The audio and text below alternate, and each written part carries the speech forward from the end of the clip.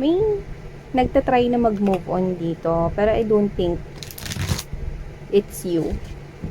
I'm picking up actually a different energy. Could be other individuals energy right here. Medyo nahihirapan siya mag-move on. Nag-move on pero hindi niya kayang ma-accept yan, no? Na mag-move on. Hindi niya magawa-gawang mag-move on. Yan. Pero I'm strongly getting na hindi ikaw to. Parang ang layo-layo ng energy. Let's keep moving. Parang yeah. Nahihirapan siyang mag-move on kasi yun, laki ng pagmamahal niya, laki ng pagkagusto niya, laki ng paghahangad niya, no? Sa isang bagay na pwedeng hindi niya makuha, hindi niya matanggap, yan, mga ganun. Parang gusto niya ng himala. Yan. Diba? Let's see.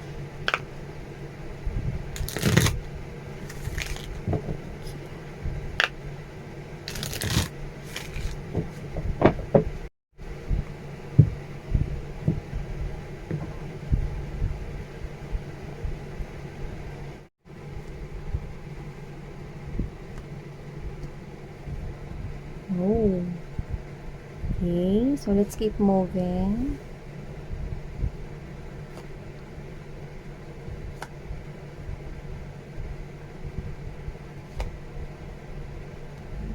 Let's just lay all the energies first sa ating table bago natin simulan ng reading na ito.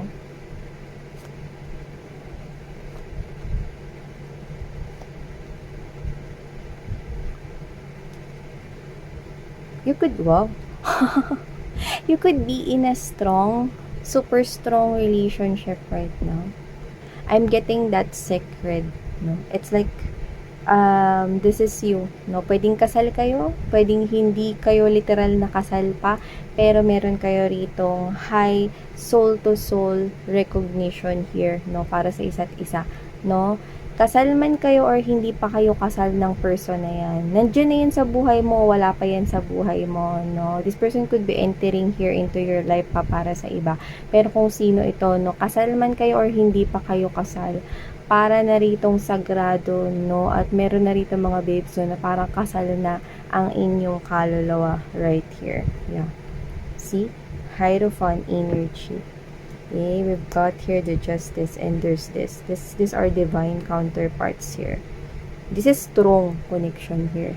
Okay? I love that. Kasi merong ditong gustong magbuwag ng inyong connection. Okay? Yeah. We heard that. Meddle. Someone here wants to meddle sa inyong dalawa, no? Pero nakikita ko rito na sobrang tibay, no? Kasal ang inyong mga kaluluwa, no? Na kung sino man tong person man na to at kung sino man tong gustong mag-meddle dito, sorry to say, but you cannot get this relationship fall apart right here. Okay, so nakikita ko dito. So yun mga collectives, no, thank you so much, no, sa patuloy at wala ninyong sawa na pagsuporta po sa akin dito sa channel na to at sa mga new subscribers, hello sa inyong lahat. Ako po si Yan mga babes, no, bago natin simulan ng reading na ito, reminders na hindi ito for everybody at wala tayong gender dito. Kaya just take how this resonates into your situation. Okay? So nakikita ko rito. By the way, meron tayong new channel all about Taurus. So kung kayo ay Taurus, dealing with Taurus at cross-watcher nila kayo, pwede rin naman na may Taurus kayo in your birth chart. Pwede kayo dun mga babes. Ang channels ni may all about Taurus. The link is in the description box. So, that's what I'm getting right here. The lovers and there's this 9 of Wands energy. Ang sakit niya raw sa mata. This person here, I think lumalabas siya rito bilang kaibigan mo. Kaibigan mo nga ba talaga? Yung kaibigan mo, matagal mo na ritong kakilala. Nasa buhay mo na ito, pwedeng katrabaho mo siya. Sige, kaibigan mo. Pero yung hindi kayo yung ganun ka-close. Okay, are you getting me? Pwedeng kilala mo siya, pero pwedeng kaibigan mo. Ganun. So, pwedeng nasusubaybayan kanya everyday kasi pwedeng katrabaho mo siya but doesn't have to be. Pwede rin naman na friends kayo, no, or pina-follow nyo isa't isa sa isang social media account. Pwedeng kahit na ano, Facebook, TikTok, yan, Twitter, yan. So, Instagram, whatever the case may be, I can see here someone wants to meddle, appears here to be as a friend, but you're not really close with whoever that person is. Yeah. Kasi ayaw rin naman niya maging ka-close ka. Kasi naiingit siya sa'yo. Meron kang person dito. Lovers right here. Meron ditong gustong pumagitna sa'yo ng person mo. Kung sino yung person mo, pwedeng wala pa kayong relationship ng tao na yan, pero papunta na kayo doon. Binibigyan ka ng atensyon ng tao na yan, no? At siya, hindi. Pero malaki ang pagkugusto niyan sa person mo.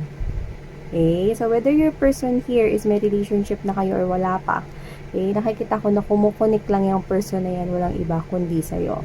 And this person over here, ang sakit nyo sa mata. Why? Kasi naiinggit siya. Kasi ikaw mas binibigyan ng atensyon ng taong gusto niya.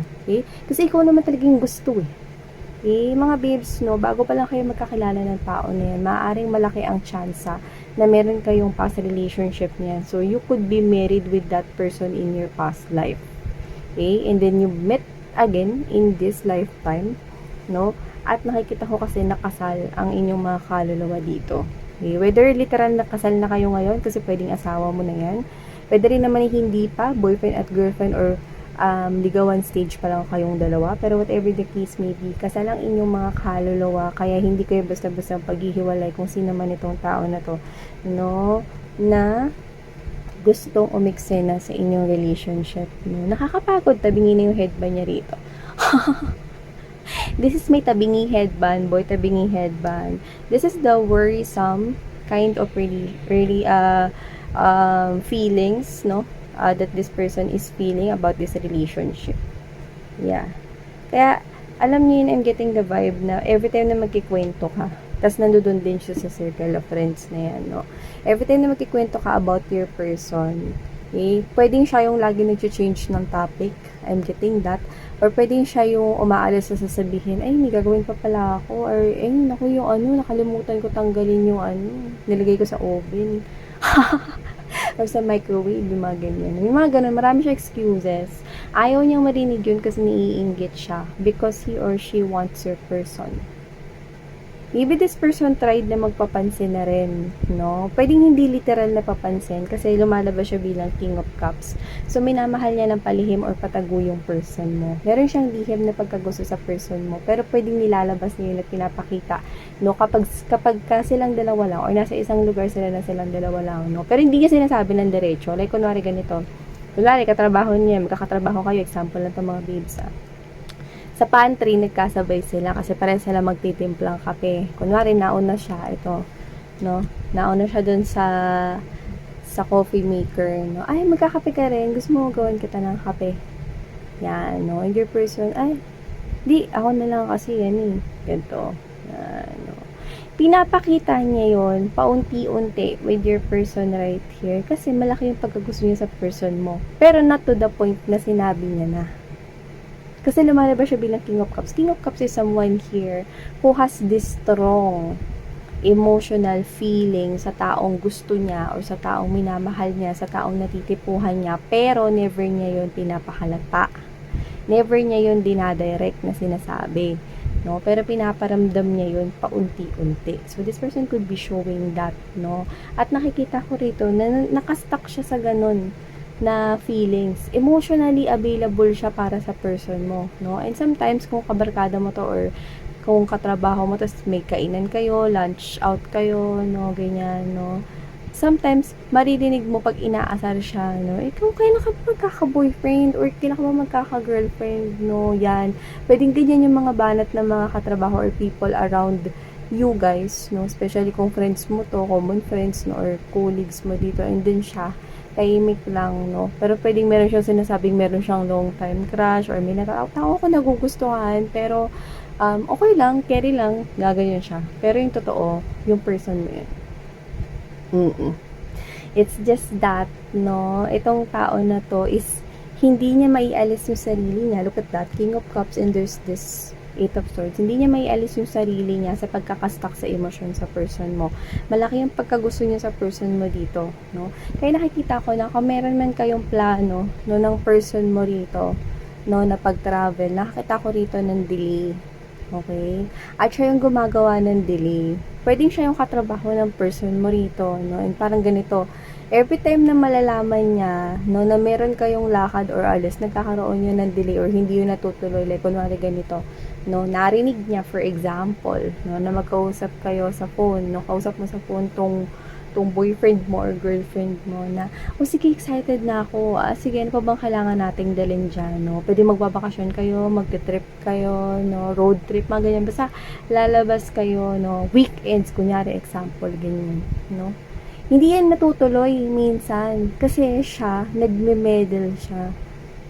Gumagawa siya dito ng mga excuses, no, na kasi kailangan natin tapusin yung project Sinabihan kasi ako ni boss na kailangan ganito daw, magbigay daw tayo sa kanya ng drafts yan. At kung pwede sana mga 2 or higit sa 3 yung gawin nating drafts para may choices siya, para may option siya, no. I-revise niya na lang if hindi niya magustuhan or dadagdagan yung ganyan. Gumagawa siya ng mga ganon. Or whatever, may excuses dito. And then your person will end up na, pasensya ka na, biba, kasi may pinapautos sa akin sa boss Sa amin, may kagrupo kasi akong ganito. Kailangan namin gawin to kasi alam mo naman project. Kasi di okay lang, ha, ganyan, no. And at the same time, alam mo yun, mga babes, no. Hindi naman yun madalas, pero kung mapapansin mo, may ganun. Yung ready na kayo, no, planchado na, no, and out of the blue, there's this delay. Kasi, alam mo yun, hindi mapigilan itong tao na to makimedel dito.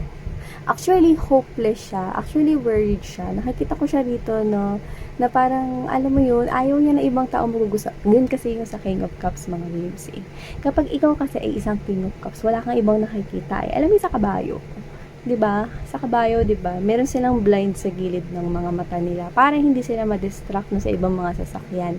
So ganun yung King of Cups. Isa lang yung focus nito at ang focus niya walang iba kundi tadadadan, ang person mo.